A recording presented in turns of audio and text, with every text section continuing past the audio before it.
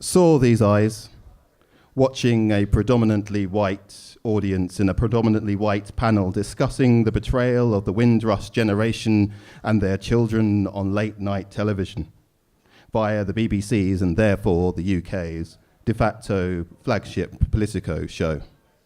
Saw these eyes, red, raw, rubbed, reminded of all those times I was the only black man in the room at a flagship British university, at a British book fair, at my British book launch, in the inner city, South London, where I was born, and I finally realised what it is to really feel all these accidents of birth.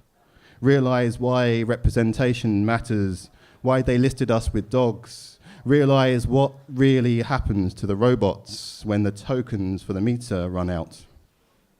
Saw these eyes, rubbed raw by colourblind whataboutisms of EU nationals, aboard by false equivalencies of the Brexit pretty point scoring as they shout, as my people die, and I wonder what new dis is this?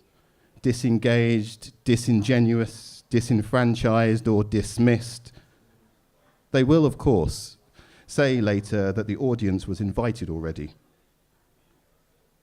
that the panel was invited already, that a week is a long time in politics, that there wasn't enough time to avoid these bad optics that made my eyes so raw and sore, but I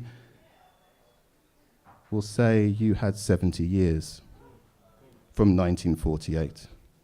Nearly 50 years to the fucking day since Rivers of Blood, I'll say, and how much time do you really need to get better representation on the nation's flagship political programme, discussing the deportations of misplaced citizenships and go-home vans?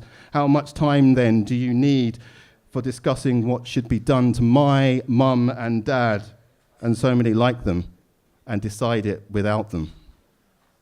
So please, Mr. Boomerman, tell me again how any of this is a sign of political correctness gone mad. I dare you. Tell me again.